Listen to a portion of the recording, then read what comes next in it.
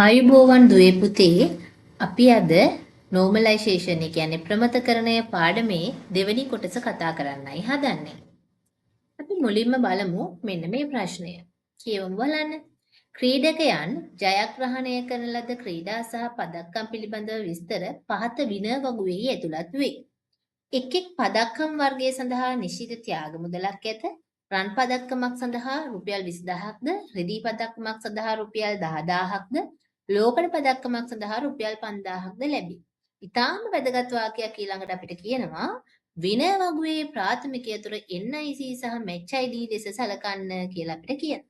එතකොට එහෙනම් මේ වගුවේ තියෙන්නේ සංයුක්ත ප්‍රාථමික යතුරක්. පුතේ මේ NIC සහ match ID කියලා කියන්නේ සංයුක්ත ප්‍රාථමික යතුරක්. අපි බලමු මොනවද අපෙන් අහන ප්‍රශ්න කියලා. පළවෙනියටම අපෙන් අහනවා රන් පදක්කම් දින ලද ක්‍රීඩකයන් සංඛ්‍යාව සඳහා SQL ප්‍රකාශනයක්. ඒක normalization කොටසට අදාළ නැහැ. SQL ප්‍රකාශනයක්. නමුත් අපි ඒකත් උත්තරේ බලමු. එතකොට අපිට රන් පදක්කම් දිනන අයගේ සංඛ්‍යාවක් නේ අහන්නේ. සංඛ්‍යාවක් නම් අපි දන්නවා count කියන ශ්‍රුතිය අපි පාවිච්චි කරන්න ඕනේ. එතකොට අපිට උත්තරේ එනවා select count all සියල්ලන්ගේ all from winner where medal type සමානයි gold. අපි යම් ප්‍රමතකරණයේ ප්‍රශ්නේ පැත්තට. ඔන්න ඊළඟට අපෙන් අහනවා ඉහත වගුව පවතින්නේ කුමන ප්‍රමතකරණයේද? ඔබේ පිළිතුර සාධාරණීකරණය කරන්න. පුතේ අපි දැන් දන්නවා මෙතන තියෙන්නේ සංයුක්ත ප්‍රාථමික යතුරක් NIC සහ match ID. ඒතර අපි සංයුක්ත ප්‍රාථමික යතුරක් තියෙනකොට බලන්න ඕනි මෙයා දැනට ඉන්නේ ප්‍රථම ප්‍රමත පත්‍රයේද? ප්‍රථම ප්‍රමත පත්‍රයේ නම් පුතේ සංයුක්ත ප්‍රාථමික යතුරු තීරු දෙකෙන් එකක් මත යැපෙන වෙන කවුරු හරි ඉන්න ඕනේ. අපි බලමු එහෙම දෙයක් තියෙනවද කියලා. NIC මත යැපෙන කවුරු හරි ඉන්නවද මෙතන? නැහැ. match ID මත යැපෙන කවුරු හරි ඉන්නවද? ඒත් නැහැ. ඒ කියන්නේ මෙයා මේ වෙනකොටත් ප්‍රථම ප්‍රමත පත්‍රය සම්පූර්ණ කරලා ඉවරයි. අපි එහෙනම් බලනවා මෙයාව දෙකෙන් තුන්වෙනි පැත්තට දාන්න පුළුවන්ද කියලා. දෙකෙන් තුන්වෙනි පැත්තට දානකොට කියන්නේ මොකද්ද? දෙකෙන් තුන්වෙනි පැත්තට දානකොට කියන්නේ නන් කී එකක් මත යැපෙන තවත් නන් කී එකක් ඉන්නවද කියලා. මෙතන තියෙන නන් කීස් දෙකයි. මොකද නන් කීස් දෙක? මෙඩල් ටයිප් එකයි ප්‍රයිස් එකයි. පුතාලට මේ සිද්ධිය ඇතුළේම පැහැදිලිව කියනවා මේ මෙඩල් ටයිප් එකයි මිලයි අතර සම්බන්ධයක් තියෙනවා කියලා. එහෙනම් මෙඩල් ටයිප් එක ප්‍රයිස් එක මත රඳා පවතිනවා. එහෙනම් අපිට කියන්න පුළුවන් මෙයා ඉන්නේ මොන ප්‍රමත පත්‍රයේද? දෙවෙනි ප්‍රමත පත්‍රයේ. එතකොට අපි මෙයාව දැන් හරවන්න ඕනේ කීවෙනි ප්‍රමත පත්‍රයේද? තුන්වෙනි ප්‍රමත පත්‍රයට. අපෙන් අහනකොට ඉන්නේ මොකේද කියලා ඉන්නේ එක්කෙනා ගැන කියනවා. ඉන්නේ මොකේද දෙකේ ඊළඟට හරවන්න ඕනේ කොහෙටද? තුන්වෙනි පැත්තට. හරි අපි බලමු තුන්වෙනි පැත්තට හරවන්න නම් මොකක්ද අපි ඊළඟට කරන්න ඕනේ කියලා. දැන් සාධාරණීකරණය කරන්න කිව්වහම පුතේ දෙපැත්තටම ලියන්න ඕනේ. ඔයාලා දැන් රෝමි ලක්කන් දෙකේ අපි අහනවානේ ඉන්නේ මොකේද? එයා සාධාරණීකරණය කරන්න කියලා. කොහොමද අපි සාධාරණීකරණය කරන්නේ? මෙතන සංයුක්ත ප්‍රාථමික යතුරු තීරුව මත යැපෙන වෙනත් අවස්ථා නොමැත. වෙනත් නන් කීස් නොමැත. ඒ නිසා මේ සිටින්නේ පළවෙනි ප්‍රමතය සම්පූර්ණ කර. එමෙන්ම නන් කී නොවන, ඒ කියන්නේ ප්‍රාථමික යතුරු නොවන වෙනත් තීරුවක් මත නන් කී එකක් මත තවත් නන් කී එකක් රඳා පවතිනවා. ඒ කියන්නේ මෙඩල් ටයිප් එක මත ප්‍රයිස් එක රඳා පවතිනවා. ඒ කියන්නේ මෙහි සංක්‍රාන්තික පරායක්තතාවයක් දැකිය හැකි නිසා මෙය තුන්වන ප්‍රමත පත්‍රයට හැරවිය යුතුයි. ඒ කියන්නේ සිටින්නේ දෙවන ප්‍රමත පත්‍රයේය කියලා දෙපැත්තටම ලියනවා නම් තමයි බොහොම හොඳ. අපි ඊළඟට මේක ප්‍රමත ආකාරයට හරවමුකෝ. ප්‍රමත ආකාරයට හරවනකොට පුතේ හොඳට බලන්න මෙතන තියෙන්නේ one to one relationship එකක්ද one to many relationship එකක්ද කියන එක ගැන හොඳට බලන්න. නැත්නම් many to many relationship එකක්ද කියන එක ගැන බලන්න. ඔයාලට මෙතන පේනවා ඇති මෙඩල් ටයිප් එකයි ප්‍රයිස් එකයි ගත්තාම එතකොට ඒ මෙඩල්ස් ගත්තු කට්ටිය නේද NIC numbers කීපයක් තියෙනවා. එතකොට මෙඩල් ටයිප් එක කියන්නේ one side එක. ඔතන ඔය winner කියන පැත්ත many side එක. මෙතන තියෙන්නේ one to many relationship එකක්. මේ බලන්න පුතේ. මේ මෙතන silver medals ගත්තු දෙන්නෙක් ඉන්නවා. gold medals ගත්තු දෙන්නෙක් ඉන්නවා. medal type එක one side එක. මේ NIC නම winner ගේ පැත්ත අපි කියනවා many side එක කියලා. එතකොට අපි ඔන්න සංක්‍රාන්තික පරායක්තතාවය ඉවත් කරන්න හදනවා. එහෙනම් මෙඩල් ටයිප් ප්‍රයිස් කියලා මෙඩල් කියලා වගුවක් හදනවා. අනිත් වගුව ඉතුරු වෙනව කවුද? NIC එකයි match ID එකයි. දැන් මේ වගු දෙක අතර අන්තර් සම්බන්ධතාවයක් ඇති කරන්න ඕනනේ. one to many relationship එකකදී අපි මොකද කරන්නේ? one side එකේ තියෙන ප්‍රාථමික යතුරු ගෙනහිලා many side එකට දානවා. දැන් මේකේ one side එක මොකද්ද මම ඔයාලට කිව්වේ? මෙඩල් ටයිප් කියලා. ඒතකොට මෙඩල් ටයිප් එකේ තියෙන මෙඩල් කියන වගුව මෙඩල් කියන එකේ තියෙන ප්‍රාථමිකය තුන මෙඩල් ටයිප්. එතකොට මෙඩල් ටයිප් එක ගෙනහිලා දානවා කොහටද පුතේ? විනර් වගුවට. ඔන්න බලමු අපේ උත්තරේ මොකද්ද කියලා. විනර් වගුවේ තියෙනවා NIC එකයි match ID එකයි. මේ බලන්න. විනර් වගුවේ අපිට තියෙනවා NIC එකයි match ID එකයි. ඒ වගේම එහා පැත්තේ අර foreign key එක කරලා ගේන්න ඕන මෙඩල් ටයිප් එක තියෙනවා. ඊළඟට මෙඩල් වගුවට ගියාම මෙඩල් ටයිප් එකයි ප්‍රයිස් එකයි ඉතුරු වෙනවා. මේ බලන්න. මෙඩල් එකේ තියෙනවා මෙඩල් ටයිප් එකයි ප්‍රයිස් එකයි. පැහැදිලි ඇති කියලා මම හිතනවා. එතකොට විනර් වගුවේ තියෙන සංයුක්ත ප්‍රාථමික අතරක් NIC සහ match ID. අපි මෙඩල් ටයිප් එක ගෙනලා දැන් මේ වගු දෙක අතර අන්තර් සම්බන්ධතාවයක් ඇති කරන්න ඕනේ හින්දා. එතකොට නන් කීස් දෙක අයින් කරාම අපිට මෙඩල් වගුවට ආවා මෙඩල් ටයිප් එකයි ප්‍රයිස් එක. ඒ විදිහට තමයි මේ ප්‍රශ්නේ අපි කතා කරන්න තියෙන්නේ. අපි තවත් ප්‍රශ්නයකට යමු. බලන්න මෙන්න මේ ප්‍රශ්නේ. මෙතනත් අපිට මුලින්ම කියනවා SQL ප්‍රකාශනයක් ලියන්න කියලා.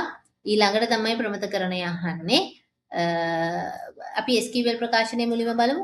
contract වගුවේ EP003 ඒජන්ත කේතය සහිත ඒජන්තවරයාගේ දුරකථන අංකය වෙනස් කරන්න කියනවා. කොහොමද අපි මේකට SQL ප්‍රකාශනය ලියන්නේ? අප්ඩේට් එකක් නේද? අප්ඩේට් contract set ඒ මොබයිල් සමානයි අපිට දීලා තියෙන වෙනස් කරන්න කියන ෆෝන් නම්බර් එක දාලා වෙයා කොහෙද? වෙයා ඒ කෝඩ් එක EP003 වෙච්ච කෙනා. දැන් අපි යම් ප්‍රමතකරණ ප්‍රශ්නෙට බලන්න මෙතන හොඳට මොකක්ද මේකේ කියන්නේ කියලා. මුලින්ම බලන්න මේකේ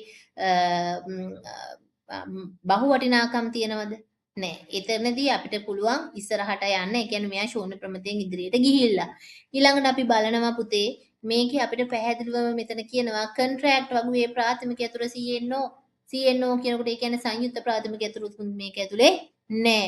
ඒ කියන්නේ ප්‍රථම ප්‍රමතෙත් සම්පූර්ණ කරලා ඊළඟට අපි යනවා දෙවෙනි ප්‍රමති පත්‍රයට හැරෙන්න. එතකොට මෙතන නන් කීස් තියෙනවා ඒ කෝඩ් ඒ නේම් ඒ මොබයිල් ක්ලයන්ට් කියන එක. අපි බලනවා මේ නන් කීස් මත නන් කී මොනවා හරි ගැපෙනවද කියලා. බලන්න හොඳට පුතේ. ඒ කෝඩ් එක EP003 කියන්නේ අනුර. එයාම තමයි පහළ ඉන්නේ. ෆෝන් නම්බර එකත් එකම එකක් නේද? එහෙනම් ඒ කෝඩ් එක මත ඒ නේම් එකයි ඒ මොබයිල් එකයි රඳා පවතිනවා. නන් කීස් තුනක්. සංක්‍රාන්තික පරායක්තාවයක් දකින්නට තියෙනවා. එහෙනම් අපි මෙයාව හරවන්න තියෙන මොන ප්‍රමතයටද? 3ට. ඉන්නේ මොකේද පුතේ? අපෙන් අහන්නේ රෝම ඉලක්කම් දෙකෙන්. මේ වගුව තියෙන්නේ මොන ප්‍රමතයේද? ඉන්නේ මොකේද? දෙකේ. ඉන්නේ දෙකේ. යන්න තියෙන්නේ 3ට. එතකොට අපි ඊළඟ ප්‍රමතයට හරවනවා නම් කොහොමද එන්නේ? අපිට එනවා මෙතන ඒජන්ට් වගුව, ඒ කෝඩ්, ඒ නේම්, ඒ මොබයිල්. ඊළඟට එහා පැත්තේ අනිත් කොන්ට්‍රැක්ට් වගුවට එනවා මොකද්ද? C නම්බර් එකයි ක්ලයන්ට් එකයි. දැන් මේ දෙන්නගේ අතර අන්තර් සම්බන්ධතාවයක් ඇති කරන්න ඕනනේ. නේද? එතකොට අපි බලනවා මේක one to many එකක්ද many to many එකක්ද කියලා. කොහොමද තියෙන්නේ කියලා හොඳට බලන්න පුතේ. මේ ඒජන්ට්ස්ලා කිහිප දෙනෙක්ද ඉන්නේ කොන්ට්‍රැක්ට් කිහිපයක්ද තියෙන්නේ කියන එක හොඳට බලන්න. අපි සාමාන්‍යයෙන් one side එකේක කොහටද ගෙනihin දාන්නේ? many පැත්තට තමයි ගෙනහිල්ලා දාන්නේ. හොඳට බලන්න එතන මොකක්ද වෙන්නේ කියලා. දැන් අපිට ඉතුරු වෙලා තියෙන්නේ CNO සහ client කියන එක. එතකොට CNO අපිට පේන්න තියෙනවා මේ clientsලා මේ ශ්‍රීමාල් කියන එක්කෙනා ඒ client මේ contract එකේ දෙවතාවක් ඉන්නවා නේද? එහෙනම් මොකද කරන්නේ? අපි අඳුනගත්තා. දැන් අපි කොහොමද මේක එහා පැත්තට අරගෙන යන්නේ එහෙනම්?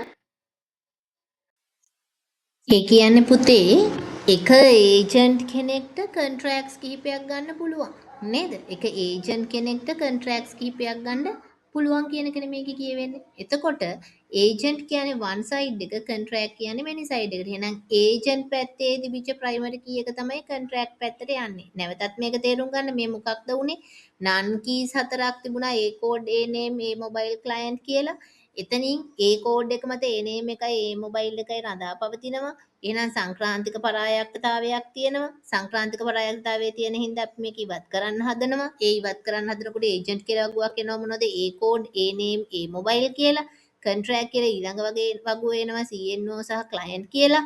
දැන් මේ ආපු කොන්ට්‍රැක්ට් වගුව සහ ඒජන්ට් වගුව අතර අපි අන්තර් සම්බන්ධතාවයක් ඇති කරන්න ඕනේ. එතකොට අපිට පේනවා එක ඒජන්ට් කෙනෙක්ට කොන්ට්‍රැක්ට්ස් කිහිපයක් තියෙනවා කියලා. එහෙනම් ඒජන්ට් කියලා කියන්නේ මේ වන් සයිඩ් එක කන්ට්‍රැක්ට් කියන්නේ මෙනි සයිඩ් එක. එතකොට ඒජන්ට් වගුවේ තිබිච්ච ප්‍රාථමික අතර වෙච්ච ඒ කෝඩ් එක අපි කන්ට්‍රැක්ට් වගුවටත් දානවා. එහෙනම් අපේ උත්තරේ එනවා කොහොමද?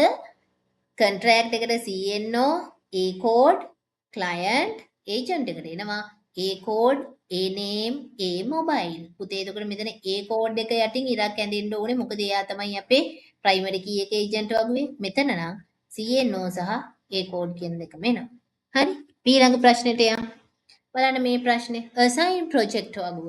දැන් මෙතනදිත් ඔයගොල්ලෝ බලන්න ඕනි මෙයා මොන ප්‍රමත පත්‍රයේද ඉන්නේ ඊළඟ එකට හරවන්න මොකක්ද කරන්න ඕනි කියලා. දැක ගමම පේනවා ඔයගලන්ට මෙතන සංයුක්ත ප්‍රාථමික අතුරක් තියෙනවා කියලා. සංයුක්ත ප්‍රාථමික අතුරක් තියෙනවා නම් ශූන්‍ය ප්‍රමිතියෙන් ඉස්සරහට ඇවිල්ලා තියෙන්නේ. දැන් අපි බලනවා මේ සංයුක්ත ප්‍රාථමික අතුරු තීරු දෙකෙන් එකක් මත යැපෙන කවුරු හරි තියෙනවද කියලා. එහෙම වුණොත් ආංශික පරායක්තාවයක් තියෙනවා. ඒ කියන්නේ එකේ ඉන්නේ. අපි බලමු project ID එක මත යැපෙන කවුරු හරි ඉන්නවද? ඉන්නව නේද? project ID එක තමයි project name එකයි description එකයි නේද පවතින්නේ. එහෙනම් බලන්නවත් දෙයක් නැහැ. මේ මොකක්ද? මෙයා ඉන්නේ ප්‍රථම ප්‍රමිත පත්‍රයේ. එහෙනම් අපි මෙයාව හරවන්න ඕනේ මොකටද? දෙවෙනි ප්‍රමිත පත්‍රයට. කොහොමද අපි මේක හරවන්නේ? මේ බලන්න project ID එකයි p name එකයි description එකයි අපි ගන්නව කොහාටද පුතේ? project කියලා වගුවකට ඊළඟ වගුවේ ඉතුරු වෙනවා මොකද්ද?